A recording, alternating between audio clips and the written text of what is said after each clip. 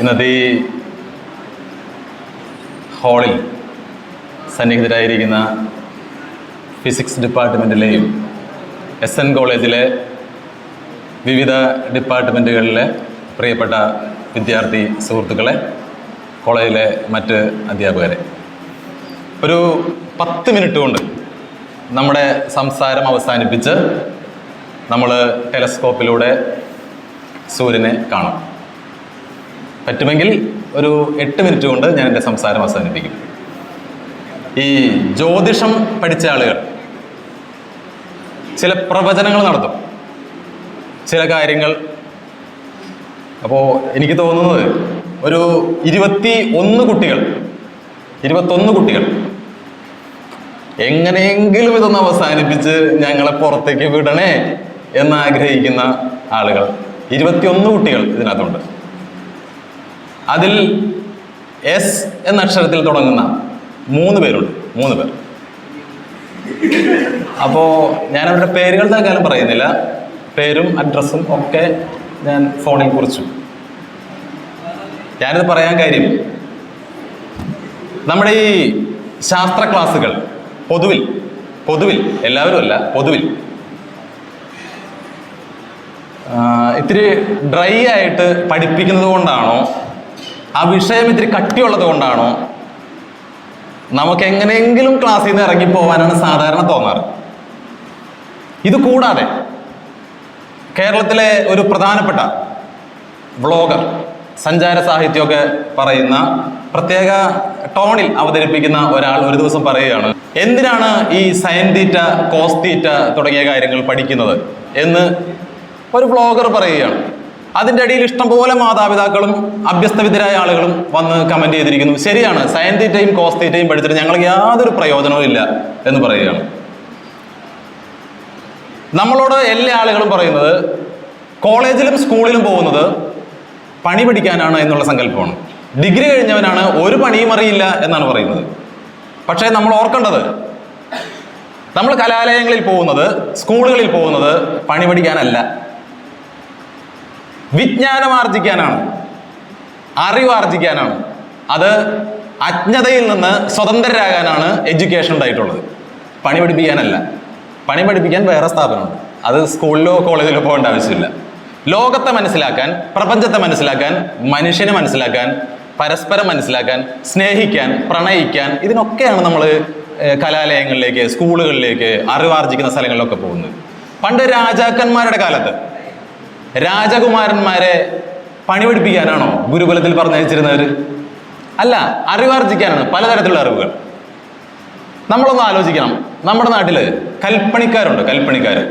നമ്മുടെയൊക്കെ വീടുകളിൽ ഉണ്ടാവും. ചിലപ്പോൾ നമ്മുടെ അച്ഛൻ ചിലപ്പോൾ കെട്ടിടം പണിക്ക് പോകുന്ന ആളായിരിക്കും. ഈ കൽപ്പണിക്കാരൻ ഒരു കെട്ടിടം, ഇതുപോലൊരു മുറി പണിയുന്നത് പൈതഗോറസിന്റെ സിദ്ധാന്തം അനുസരിച്ചാണ്. പക്ഷെ ആ കൽപ്പണിക്കാരൻ അത് അറിയുന്നില്ല. എന്താണ്? നമ്മൾ ഓർക്കണം, പൈതഗോറസിന്റെ സിദ്ധാന്തം എന്താണ്? പാദവും ലംബവും അറിയാമെങ്കിൽ കർണം കണ്ടുപിടിക്കാം, അല്ലേ? ഈ കെട്ടിടം പണിയണമെങ്കിൽ, ആ കോർണർ 90 ഡിഗ്രിയിൽ പണിയണമെങ്കിൽ എഞ്ചിനീയർ കൽപ്പണിക്കാരനോട് പറയുക, ഒരു മൂലയിൽ നിന്നും മറ്റൊരു വശത്തേക്ക് 3 മീറ്റർ ടേപ്പിൽ അടയാളപ്പെടുത്താൻ പറയും.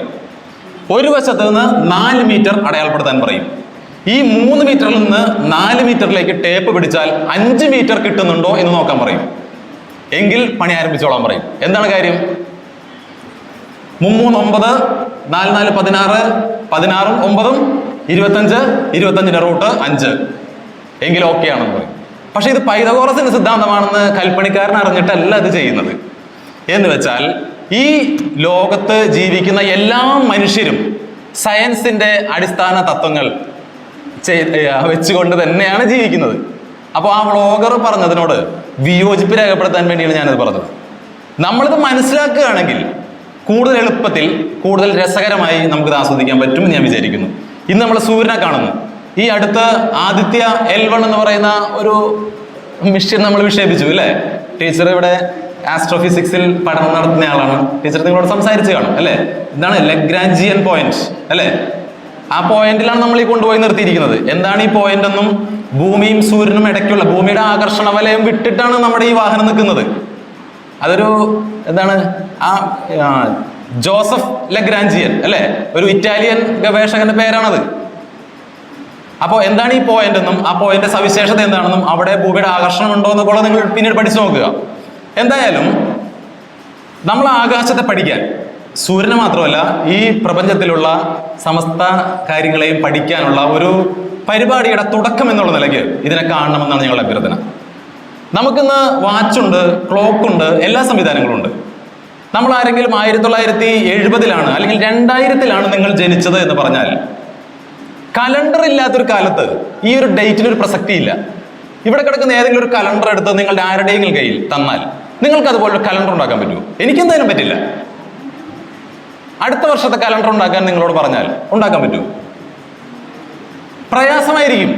നമ്മളൊന്ന് ആലോചിച്ച് നോക്കണം, വർഷങ്ങൾക്ക് മുൻപ് കലണ്ടറുകൾ എങ്ങനെ ഉണ്ടാക്കി എന്നുള്ളത്. നമ്മളിന്ന് എല്ലാ ദിവസവും മറിച്ച് നോക്കുന്നു. ഇന്ന് 8-ാം തീയതിയാണോ 9-ാം തീയതിയാണോ മാർച്ചാണ്. ഇത് ഏത് മാസമാണ്? ഫെബ്രുവരി. മലയാള മാസമോ പ്രശ്നമില്ല, മകരം എന്ന് വെച്ചാൽ ഇത് മകരം രാശിയാണ് എന്നർത്ഥം. മകരം രാശിയാണ് എന്നർത്ഥം. അപ്പൊ നമ്മൾ ചോദിക്കുകയാണ്, രാശി അത് ജ്യോതിഷികൾ പറയുന്നതല്ലേ? അല്ല, ജ്യോതിഷികളും പറയും, നമ്മളും പറയും. 12 രാശികളുണ്ട് അത്രേ. ചിങ്ങം, കന്നി, തുലാം, വൃശ്ചികം, ധനു, മകരം, കുംഭം, മീനം. ഓക്കെ. അപ്പോ സൂര്യൻ ഈ 30 ദിവസങ്ങളിൽ ഈ ഒരു മാസം മകരം രാശിയോടൊപ്പം ഉദിച്ച് മകരം രാശിയോടൊപ്പം അസ്തമിക്കും. അടുത്ത മാസമോ മകരത്തിന് ശേഷം അടുത്തയാൾ വരും. അങ്ങനെ 360 ഡിഗ്രിയുള്ള ഒരു വൃത്തത്തെ 12 ഭാഗങ്ങളായി ഭാഗിച്ച് അതിൽ ഓരോ ഭാഗങ്ങളിലൂടെ സൂര്യൻ ഒരു മാസം സഞ്ചരിക്കുന്നു. ആ സൂര്യൻ സഞ്ചരിക്കുന്ന മാസം ഏതാണോ അതാണ് ഈ രാശി. അപ്പോ മകരം രാശിയിൽ നിൽക്കുന്ന സൂര്യനെ നമ്മൾ ഇന്ന് കാണും. ഒന്ന്. രണ്ടാമത്തെ കാര്യം, നമ്മൾ ഇത് കൂടാതെ 27 നാളുകൾ അല്ലേ, എന്താണ് തിരുവാതിര, തിരുവോണം തുടങ്ങിയ പല നാളുകളും പല ആളുകൾക്കും ഉണ്ടാവും. ഇതൊക്കെ ഉള്ളതാണ്, ശരിയാണ്. പക്ഷെ ഇത് വെച്ച് നമ്മുടെ ഭാവി പ്രവചിക്കുന്നു എന്നുള്ള കാര്യത്തിൽ അവിടെയാണ് പ്രശ്നങ്ങൾ. അതിലേക്ക് നമ്മൾ തൽക്കാലം പോകുന്നില്ല. അതിലൊന്നും ഒരു കാര്യവുമില്ല, അതിലേക്ക് നമ്മൾ പോകുന്നുമില്ല. പക്ഷെ ഈ പറയുന്ന കാർത്തിക, തിരുവാതിര ഇതൊക്കെ ഇന്ന് ആകാശത്തുണ്ട്. വ്യാഴമുണ്ട്, വ്യാഴത്തിന്റെ ഉപഗ്രഹങ്ങളുണ്ട്. പക്ഷെ നമ്മൾ രാത്രിയല്ല എന്നുള്ളത് കൊണ്ട് നമുക്ക് ഇന്ന് കാണാൻ പറ്റില്ല. പക്ഷെ നമ്മൾ ഇന്ന് സൂര്യനെ കാണും. നമ്മൾ ഓർക്കേണ്ടത്, ഡോക്ടർ ബാബു സൂചിപ്പിച്ചു, ഗലീലിയോയുടെ കാലത്ത് ഈ ടെലസ്കോപ്പ് ഇല്ല. നമ്മൾ ഇന്ന് നോക്കുന്ന തരം ടെലസ്കോപ്പ് ഇല്ല. ഇത് ന്യൂട്ടന് ശേഷമുള്ള ആധുനികമായ ടെലസ്കോപ്പാണ്. അന്ന് ഗലീലിയോ കണ്ടെത്തിയതാണ് ഇതൊക്കെ. ഗലീലിയോടൊപ്പം മറ്റൊരു സയന്റിസ്റ്റ് കൂടെയുണ്ട്. ഈ പറയുന്ന നമ്മളിന്ന് കാണാൻ പോകുന്ന ബ്ലാക്ക് സ്പോട്ടൊക്കെ അന്ന് ഗലീലിയോ കണ്ടെത്തിയതാണ്. ഗലീലിയോ പണത്തിന് വേണ്ടി ചെയ്തതല്ലതൊന്നും. അതാണ് ഇതിന്റെ ശ്രദ്ധേയമായ ഒരു കാര്യം. പണം കിട്ടാൻ വേണ്ടി ചെയ്തതല്ലതൊന്നും. അന്ന് ഭൂമിയാണ് പ്രപഞ്ചത്തിന്റെ കേന്ദ്രം എന്ന് വിശ്വസിച്ചിരുന്ന ആളുകളായിരുന്നു ബഹുഭൂരിപക്ഷവും. ഭൂമിയാണ് കേന്ദ്രം. കേരളത്തിന്റെ കേന്ദ്രം തൃപ്രയാറാണെന്ന് വിചാരിച്ചാൽ എങ്ങനെ ഉണ്ടാവും നമ്മൾ, അല്ലേ? അതുപോലെയാണ് അന്ന് പറഞ്ഞുകൊണ്ടിരുന്നത്. ഭൂമിയാണ് കേന്ദ്രം, ഭൂമിയെയാണ് എല്ലാവരും വലവയ്ക്കുന്നു എന്ന് പറഞ്ഞുകൊണ്ടിരുന്നത്. പക്ഷെ കാലം മാറി, കാര്യങ്ങൾ മാറി. സൂര്യനാണ് കേന്ദ്രമെന്നും ഭൂമിയൊക്കെ അതിനെ ചുറ്റുന്ന ചെറിയ ചെറിയ ആളുകളാണ് എന്നൊക്കെ തെളിയിക്കപ്പെടുകയായിരുന്നു. പക്ഷെ അവരുടെ ജീവിതം സമർപ്പിച്ച ആളുകളായിരുന്നു. നിങ്ങൾ ഫിസിക്സിലും കെമിസ്ട്രിയിലും നിങ്ങൾ പഠിക്കുന്നുണ്ടാവും മാഡം ക്യൂറിയെ കുറിച്ച്, ഇല്ലേ? Madam curiae പരിചയപ്പെട്ടിട്ടുണ്ടല്ലോ. ഭൗതികത്തിലും കെമിസ്ട്രിയിലും ഒരേ സമയം നോബൽ സമ്മാനം നേടിയ അതുല്യമായ പ്രതിഭ. എന്ത് സമ്പാദിച്ചു ജീവിതത്തിൽ? സാമ്പത്തികമായ കാര്യമായ സംഭാവനയൊന്നും ഉണ്ടായില്ല. പക്ഷേ ലോകത്തിനിന്ന് ഏറ്റവും മനോഹരമായ ചികിത്സകൾ നൽകാൻ ഡോക്ടർക്ക് ഉപയോഗിക്കുന്ന റേഡിയേഷനൊക്കെ നടത്താനുള്ള റേഡിയം കണ്ടുപിടിക്കുകയും അത് മനുഷ്യന് സംഭാവന നൽകുകയും അതിൻ്റെ പേറ്റന്റിന്റെ പേരിൽ 1 രൂപ പോലും എനിക്ക് ആവശ്യമില്ല എന്ന് പ്രഖ്യാപിക്കുകയും ചെയ്തു. നമ്മൾ ഇന്നും ഈ SN കോളേജിലെ സെമിനാർ ഹാളിലിരുന്ന് എവിടെയോ ജീവിച്ച, പോളണ്ടിലോ എവിടെയോ ജീവിച്ച ഒരു സ്ത്രീയെക്കുറിച്ച് ഈ നൂറ്റാണ്ടിലും സംസാരിക്കുകയാണ്. നമ്മളിപ്പോ അവരുപയോഗിച്ച ലിപ്സ്റ്റിക്കിന്റെ കമ്പനിയല്ല നമ്മൾ അന്വേഷിച്ചത്, അല്ലേ? അവർ ബ്ലോ ഡ്രൈ ചെയ്തിരുന്നോ എന്നല്ല നമ്മൾ നോക്കുന്നത്. അവർ ഹൈ ഹീൽ ചെരുപ്പിട്ടിരുന്നോ എന്നുള്ള നമ്മൾ ചർച്ച ചെയ്യുന്നത്. എന്താണ്? അവര് സമൂഹത്തിന് നൽകിയ സംഭാവനയെ സംബന്ധിച്ച്, ശാസ്ത്രത്തിന് നൽകിയ സംഭാവനയെ സംബന്ധിച്ചാണ് ചർച്ച ചെയ്യുന്നത്. അതുകൊണ്ട് ഞങ്ങളുടെ വിനീതമായ അഭ്യർത്ഥന, ഈ SN കോളേജിലെ ഫിസിക്സിലെയും മറ്റ് ഇതര ശാസ്ത്ര വിദ്യാർത്ഥികളായ നിങ്ങളോട് നിങ്ങളുടേതായ മേഖലകളിൽ അസാധ്യമായ അസുലഭമായ സാഹചര്യങ്ങളും സാധ്യതകളുമാണ് പുറത്തു കിടക്കുന്നത്. നമ്മുടെ ജീവിതം നമ്മൾ തന്നെ ചുരുക്കരുത് വിശാലമായ ലോകത്തേക്ക്. ജോലി കിട്ടാനല്ല പഠിക്കുന്നത് എന്നുള്ള അടിസ്ഥാന തത്വം അത് നമ്മുടെ തലയിൽ വേണം. പക്ഷെ പണം വേണ്ട ജീവിക്കാൻ എന്നുള്ള തിരിച്ചൊരു ചോദ്യമുണ്ട്. സ്വാഭാവികമായിട്ടും നിങ്ങൾ നല്ല സംഭാവനകൾ സമൂഹത്തിന് കൊടുക്കുക, സമൂഹം നിങ്ങളെ നോക്കും. ഉന്നതമായ സംഭാവനകൾ ഈ മേഖലയ്ക്ക് ആവശ്യമുണ്ട്. സൂര്യനെ കുറിച്ച് പഠിക്കാൻ വേണ്ടി ആളുകൾ പോയിരിക്കുകയാണ്. അയൂക്ക പോലെ, ഐസർ പോലെ ധാരാളം ഗവേഷണ സ്ഥാപനങ്ങൾ രാജ്യത്തിനകത്ത് പുറത്ത് ഒക്കെയുണ്ട്. മാഡം ക്യൂറിയുടെ ഒക്കെ പേരിൽ കോടിക്കണക്കിന് ഡോളറാണ് ഓരോ വർഷവും റിസർച്ചിന് വേണ്ടി വിദേശ സർവകലാശാലകൾ അനുവദിക്കുന്നത്. പക്ഷേ തലയിൽ ആൾതാമസമുള്ള ആളുകളെ കിട്ടാൻ പ്രയാസമായിരിക്കുന്നു. നിങ്ങളുടെയൊക്കെ ബുദ്ധിയും ബോധവും അത്തരം പ്രവർത്തനങ്ങൾക്ക് ഉപയോഗപ്പെടുത്തണം.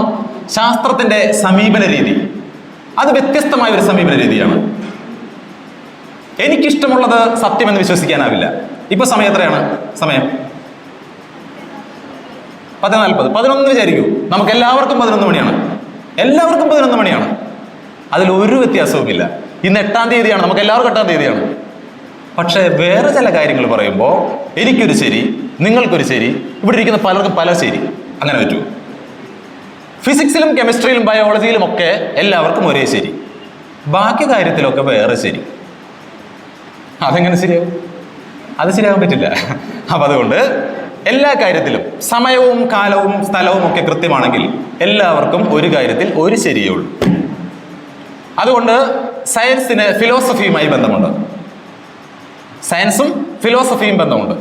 ഫിലോസഫി എന്നൊക്കെ കേൾക്കുമ്പോഴേ നമുക്ക് ദേഷ്യം വരും. പക്ഷെ പേടിക്കേണ്ടതില്ല. വളരെ മനോഹരമായ ഒരു ശാസ്ത്രശാഖയാണ്.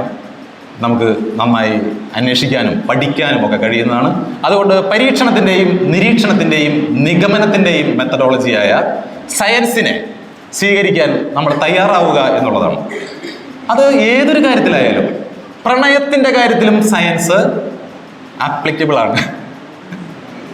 അതെ, എല്ലാ കാര്യത്തിലും.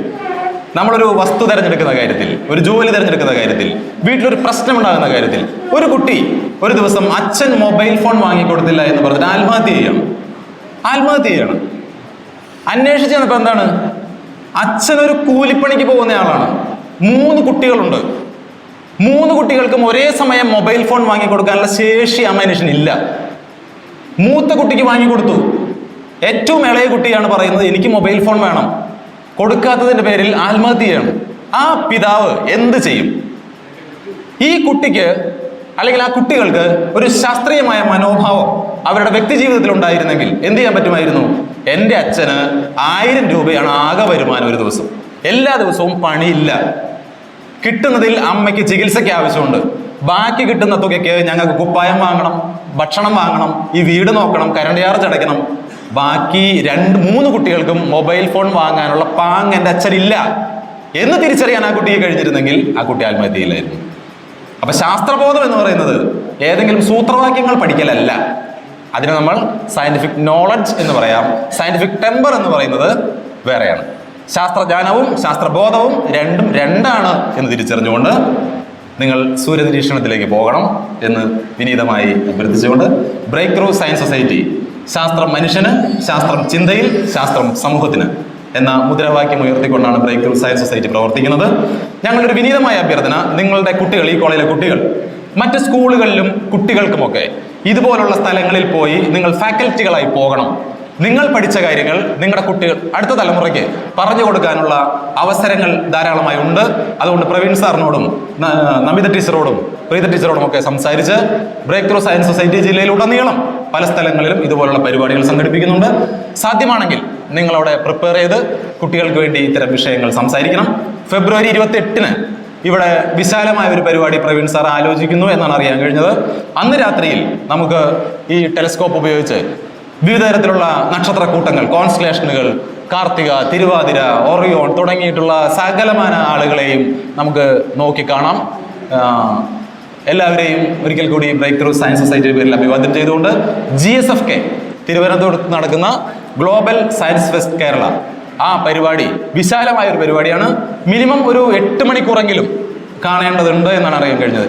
ജെറോം ലൂക്ക എന്ന് പറയുന്ന ഒരു ആർട്ടിസ്റ്റ് ഈ അടുത്തിടെ ഡിസൈൻ ചെയ്ത ഒരു 27 അടി വലിപ്പമുള്ള ഒരു ചന്ദ്രന്റെ രൂപം നിങ്ങൾ കണ്ടു കാണുമെന്ന് ഞാൻ വിചാരിക്കുന്നു സോഷ്യൽ മീഡിയ അല്ലേ. അത്തരം സംഭവങ്ങളൊക്കെ എക്സിബിറ്റ് ചെയ്തിരിക്കുന്ന ഇവല്യൂഷനെ സംബന്ധിച്ച് എല്ലാത്തിനെ സംബന്ധിച്ചും സമഗ്രമായ ഒരു ചിത്രം നൽകുന്ന ധാരാളം എക്സിബിഷനുകളൊക്കെ ഉള്ള ഒരു പരിപാടിയാണ്. ഇവിടെ നിന്ന് പ്രവീൺ സാറിനോടൊപ്പം ചില കുട്ടികളോട് പോയിരുന്നു എന്നറിയാൻ കഴിഞ്ഞു. കാണാൻ കഴിയാത്ത കുട്ടികളുണ്ടെങ്കിൽ ഉറപ്പായിട്ടും നിങ്ങൾ അതിനുവേണ്ടി 2 ദിവസം പ്രിൻസിപ്പലിനോട് ചോദിച്ച് അവിടെ പോയാൽ അത് ഫെബ്രുവരി 15 വരെയാണ്, പ്രയോജനപ്പെടും ഉറപ്പായിട്ടും. എല്ലാവരെയും ഒരിക്കൽ കൂടി സന്തോഷം അറിയിച്ചുകൊണ്ട് നിർത്തുന്നു. Thank you.